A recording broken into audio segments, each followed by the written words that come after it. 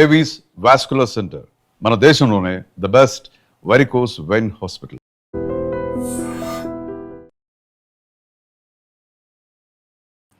Hi hello నమస్తే, welcome to dream. నేను Rachel. నరాల బలహీనత ఈ సమస్య చాలా మందికి వస్తూ ఉంటుంది. అసలు ఈ సమస్య ఎందుకు వస్తుంది? నరాలు బలహీనంగా అవ్వడానికి గల కారణాలు ఏంటి? ఒకవేళ వస్తే ఈ సమస్య నుంచి బయటపడాలంటే మనం ఏం చేయాలి? ఈ డౌట్స్ని క్లారిఫై చేయడానికి వాళ్ళ డ్రీమ్ స్టూడియోలో మనతో పాటు ఉన్నారు నరాలు, కీళ్ళు, వెన్నుముక సమస్యల నిపుణులు డాక్టర్ బుక్కా మహేష్ బాబు, ఎండి, ఆయుర్వేద. వారితో మాట్లాడదాం, వీటికి సంబంధించిన డౌట్స్ అన్ని క్లారిఫై చేసుకుందాం. నమస్తే డాక్టర్ గారు, welcome to our studio. Yes, ఈ నరాల బలహీనత అనేది ఏజ్ పక్కకు పెడితే ప్రతి ఒక్కరు చూస్తూ ఉంటాము. ఈ మధ్య కాలంలో మరీ ముఖ్యంగా చూసుకున్నట్లయితే పెద్దవారిలో కంటే యంగ్స్టర్సే ఎక్కువ బాధపడుతూ ఉన్నారు. సో ఈ సమస్య ఎందుకు వస్తుంది? నరాల బలహీనత వస్తే ఏం చేయాలి? మాకు ప్రాక్టీస్లో చాలా వరకు ఏంటంటే అన్నీ చెప్తూ ఉంటారు. చివరిసారిగా మళ్ళీ ఒక గంటతో వడ్డిస్తూ ఉంటారు.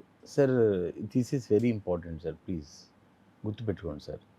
ఈ మధ్య నరాల బలహీనత వస్తుందండి, బాగా వీక్నెస్ అనిపిస్తుంది, పనులు చేయలేకపోతున్నాం అని చెప్తూ ఉంటారు. అంటే almost all 10 out of 7 people are suffering with this నరాల బలహీనత. Yeah, it's very important. అసలు యాక్చువల్లీ డే టు డేలో బాడీ హెల్దీగా ఉండాలంటే ఓకే, ఫుడ్ ఏదో తింటాం, బట్ నరాలు హెల్దీగా ఉండాలంటే వాట్? సో ఎందుకంటే మనిషికి అంతా కూడా ఇంపల్సెస్ మీదే నడుస్తూ ఉంటుంది. అది బ్రెయిన్లో కదలిక మొదలవుతుంది అన్నట్లు. ఓ పని చేయాలంటే నీరసంలోంచి బయటపడాలి, తర్వాత మనిషికి ఒక కొత్త ఉత్సాహం, కొత్త నేపథ్యం రావాలి. వచ్చినప్పుడే పని చేయగలుగుతాం అన్నట్లు.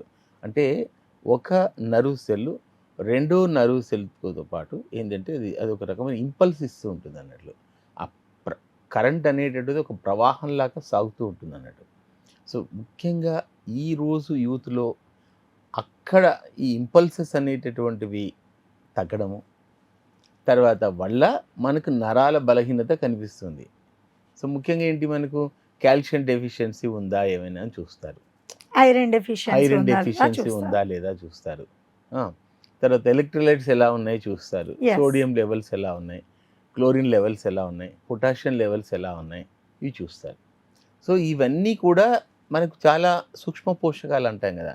ఈ పోషకాలు మనిషిని చైతన్యవంతంగా ఉండడానికి దోహదం చేస్తూ ఉంటాయి. అందుకని నట్స్ తినాలని, తర్వాత మిల్లెట్స్ తినాలని, తర్వాత సాంప్రదాయంగా ఉండేటటువంటి ఈ తృణధాన్యాలు బాగా తీసుకోవాలని ఇటీవల కాలంలో పెద్ద ఒక రకమైనటువంటి ఉద్యమం మొదలైంది చెప్పాలంటే. సో ఇలాగా కారణాలు ఏంటో తెలుసుకొని కనుక ఈ నరాల బలహీనత గల కారణం స్పష్టంగా తెలుసుకొని దాన్ని తగిన చికిత్స చేసుకుంటే అద్భుతంగా ఉంటుంది. ఎలా గుర్తించాలి డాక్టర్ గారు? ఇప్పుడు నరాల బలహీనత వచ్చింది, మీరు అన్నట్టు ఏ పని చేయలేకపోతున్నారు, ఉత్సాహంగా లేరు అని అంటున్నారు. కానీ ముందుగా మనం దీన్ని ఐడెంటిఫై చేసి దానికి సంబంధించిన జాగ్రత్తలు ఏవి తీసుకుంటే మంచిది? అంటే రోగుల్లో ఏంటంటే ప్రధానంగా ఓ మెడిసిన్ రాయండి అయిపోతుంది కదా అని అక్కడనే ఉన్నారు. కానీ అది లోతుగా విశ్లేషణ చేయాలి అనేటటువంటి ఒక కాన్సెప్ట్ అనేది లేదు. అంటే ఇంకా ఎక్కువ రోజులు సఫర్ అయినప్పుడు, సంవత్సరాల తరబడి బలహీనత ఉన్నప్పుడు వాళ్ళు అప్పుడు లోతుగా చూస్తే బాగుంటుందేమో అని వాళ్ళు అనుకుంటారు. సో అంచేత ఈ మనకు ఇక్కడ ఏంటంటే అందరూ కూడా సోషల్ మీడియా ప్లాట్ఫామ్ పైన చిట్కాలు అనేటటువంటివి చేసుకోవడానికే ఎక్కువ ఉత్సుకత చూపిస్తూ ఉంటారు. మరి దీనికి చిట్కా ఉందంటారా డాక్టర్ గారు? చిట్కాలు అన్నిటికీ ఉన్నాయి కదండి, అన్నిటికీ చిట్కాలు ఉన్నాయి. కాకపోతే ఏంటంటే వాటి వ్యాలిడిటీ ఎంత అనేది ప్రధానంగా చెప్పాలి. ఎందుకంటే బాగా మంచి అనుభవం ఉన్నటువంటి వైద్యులు అయితేనే మనకు పక్కా వ్యాలిడిటీ అనేటటువంటి దొరుకుతుంది అన్నట్లు. ఏదో ప్రతి వాళ్ళు ఏదో ఒకటి చెప్పేస్తున్నారు, ఇది వాడుకోండి, ఈ ఒక్కటి చాలు, ఆ 2 చాలు, ఈ 3 ఫ్రూట్స్ తిన్నారంటే ఇలా జరిగిపోతుంది అని చెప్తారు. కానీ మా దగ్గరికి వచ్చే వాళ్ళలో బాగా చూస్తుంటాను రోగులలో ఇవన్నీ చేసుకొని వస్తారు చెప్పాలంటే. ఒక సాఫ్ట్వేర్ ఇంజనీరు ఆస్ట్రేలియా నుంచి నాకు వాళ్ళ అన్నయ్యకు చాలా అద్భుతంగా ఒక సమస్య తగ్గింది, కీళ్ళవాతం జబ్బు తగ్గింది. ఆయన కెనడాలో ఉంటారు. ఆయన బెడ్ మించి లేవలేని పరిస్థితి, ఆ రోగం తగ్గడంతో పాటు ఈ నీరసాలు అన్నీ ప్రవాహంలోంచి కొట్టుకుపోయాయి. ఆ అమ్మాయి ఆస్ట్రేలియా నుండి వాళ్ళ అన్నయ్య బాగుపడిన తర్వాత ఈ అమ్మాయి కూడా నా కాంటాక్ట్లోకి వచ్చింది. ఆయన ఉద్యోగం అనేసి ఇంట్లోనే కూర్చుంది. అధిక బరువు విపరీతంగా పెరుగుతూ ఉంది. దాంతో నీరసం వస్తూ ఉంది. మరి ఇక్కడ బాగానే తింటున్నారు, ప్రోటీన్ ఫుడ్ బాగుంది, మినరల్ సప్లిమెంట్ తీసుకుంటుంది, అసలు ఆమె చెయ్యని ప్రయత్నం లేదు. ఒక సందర్భంగా నాతో చెప్పింది ఏమిటి అంటే, మహేష్ బాబు గారు యూట్యూబ్లో ఉండేటటువంటి అన్ని రకాలైనటువంటి ఏమంటారు సోషల్ మీడియా ప్రయోగాలు. ప్లాట్ఫామ్లు అన్ని ప్రయోగాలన్నీ చేసేసాను, అయినా బరువు తగ్గట్లేదు, నీరసం తగ్గట్లేదు అని చెప్పింది. మరి ఏం చేశారు? లోతుగా మనం అధ్యయనం చేయాలి కదా ఒక పేషెంట్ను. ఉమ్. సో పేషెంట్స్ అందరూ ఏంటంటే ఇవాళ రేపట్లో ఎవరికి ఓపికలు లేవు, ఇంకా పైగానేమో సోషల్ మీడియా ప్లాట్ఫామ్ పైన ఏదైనా చెప్పండి మహేష్ గారు, అశ్వగంధ చెప్తారా, అది చెప్తారా, ఇది చెప్తారా, ఏదో ఒకటి చెప్పేయండి, తొందరగా తగ్గేటట్టు చూడండి అంటారు. కారణాన్ని అన్వేషించడానికి అవకాశం ఇవ్వరు చాలా వరకు చెప్పాలంటే. ఇప్పుడు ఆ పేషెంట్ బయట పడిందా ఈ సమస్య నుంచి? 15 కిలోలు తగ్గారు ఆ అమ్మాయి, నీరసం మొత్తం పటాపించలు అయిపోయింది అసలు. ఇప్పుడు ఆమె Right. జాగింగ్ చేస్తుంది, మంచి వాకింగ్ చేస్తుంది, అసలు మళ్ళీ బ్యాక్ టు పెవిలియన్, మళ్ళీ ఉద్యోగంలో జాయిన్ అయిపోయింది. ఎలా ఎలా సాధ్యమైంది ఇదంతా? ఇదంతా ఒక ఒక ప్రోటోకాల్ తీసుకుని ఆ ప్రోటోకాల్ను తూచా తప్పకుండా చేసేటటువంటి విధంగా మనం వాళ్ళను ఎడ్యుకేట్ చేయడం ప్రధానంగా. ఉన్న ఆహార పదార్థాల్లోంచి చేయడం, ఔషధం అయినప్పుడు చికిత్సను మొదలెట్టడం, వాళ్ళకు మందులు వాడిపించడం చేయడం, ఇవన్నీ కూడా. సో కాబట్టి కేవలం మనం ఏంటంటే సౌత్ ఇండియన్స్ అందరూ ఆహారం పైనే ఆధారపడి ఉంటాం. ఆహారం అంటే రైస్ అంటే కర్రీలు అంటే సాంబార్ అంటే ఇవి అన్నీ కలగలిపేస్తే ఆహారం అని అనుకుంటాం. కానీ ఉన్నంతలో ఇప్పుడు మనకు ఎంత పెస్టిసైడ్స్ వాడినా ఏం వాడినా ఎంత చేసినప్పటికీ ఉన్నంతలో ఏంటి మనకు నీరు నిండినటువంటి కాయగూరలు, తర్వాత నట్స్, తర్వాత వాటి చేతనే కనుక ఆహారాన్ని కనుక తీసుకుంటే, రొట్టెలు, తృణధాన్యాలతో కూడిన రొట్టెలు ఇట్లాంటివి తీసుకున్నట్లయితే మనకు నీరసం అనేది తొందరగా టైం అండ్ పీరియడ్లో తగ్గుతుందండి. మరి నరాల బలహీనత రాకుండా ఉండాలంటే ఎలాంటి ఆహార పదార్థాలు తీసుకోవాలి? మంచి ప్రశ్న అడిగారు మీరు.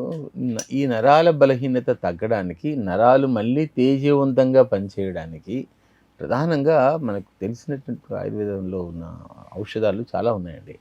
ముఖ్యంగా శతావరిలో మనకు ప్రోటీన్స్ ఉన్నవి, విటమిన్ ఏ ఉంటుంది, విటమిన్ బి ఉంటుంది, B12 ఉంటుంది, B6 ఉంటుంది, తర్వాత కాల్షియం ఉంటుంది, తర్వాత చెప్పుకుంటూ పోతే అసలు ఆల్మోస్ట్ ఆల్ మనకు కావలసిన శరీరానికి కావలసినటువంటి అన్ని రకాలైనటువంటి సూక్ష్మ పోషకాలు ముఖ్యంగా శతావరిలో మనకు పుష్కలంగా ఉంటాయి. ఇంకా ఏంటంటే దాంట్లో ఇంకేమీ అడల్ట్రేషన్ చేయడానికి కూడా వీలు లేదు, ఎందుకంటే ఇవన్నీ అడవుల్లోనే పెరుగుతాయి కాబట్టి.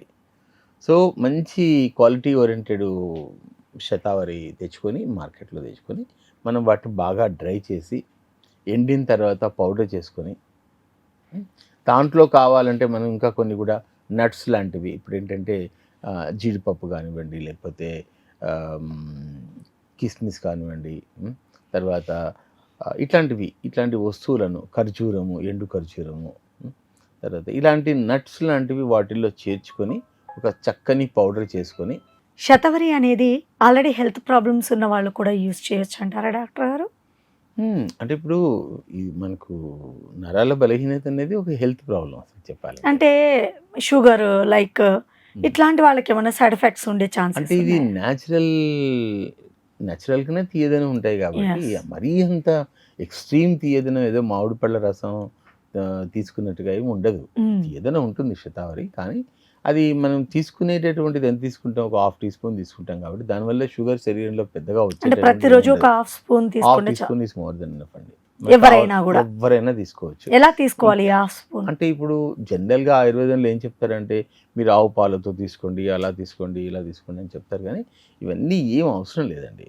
జస్ట్ ఏంటంటే పౌడర్ను మనం హాట్ వాటర్లో వేసి బాయిల్ చేసుకొని తీసుకోవచ్చు, తర్వాత వేడి నీళ్ళలో కలుపుకొని తీసుకోవచ్చు, పాలల్లో కలుపుకొని తీసుకోవచ్చు, ఎలా కన్వీనియంట్ ఉంటే అలా, లేదా దాంట్లో కొంచెం కండ చక్కెర యాడ్ చేసేసుకొని నోట్లో వేసేసుకొని తినేసేసి వాటర్ కూడా తాగవచ్చు. ఎట్లా కన్వీనియంట్ ఉంటే అట్లా తీసుకోవచ్చు. అంతేగాని ఖచ్చితంగా ఆవు పాలతోనే తీసుకోవాలి, ఖచ్చితంగానే ఇలా చెయ్యాలి అలా ఏం లేదు.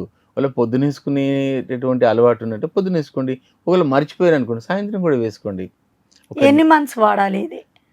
ఇవి మనం అనుకుంటాం ఆయుర్వేదం అంటే ఏదో లేట్గా అనుకుంటాం, కానీ వాస్తవానికి మనము ఆయుర్వేద వైద్యాన్ని ఏదిగా మెడిసినే కదా, అది కూడా ఒక 4-5 రోజుల్లోనే మనకు గణనీయమైనటువంటి మార్పు కనిపిస్తుంది మన శరీరంలో.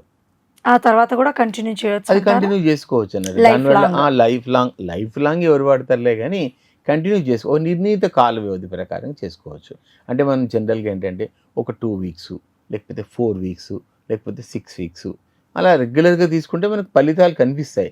ఫలితాలు కనిపించినప్పుడు కొంత గ్యాప్ ఇచ్చేసి మళ్ళీ తీసుకోండి, తప్పు లేదన్నట్లు. ఇప్పుడు బోర్న్విటా తీసుకోవట్లేదా మనం, లేకపోతే వీవా తీసుకోవట్లేదా? Yes. మన జీవితంలో కల్చర్లో భాగమై పెనవేసుకొని పోయాయి. ఎస్. సో అవి తీసుకోగలేంది ఆయుర్వేదం తీసుకుంటే ఏంటి?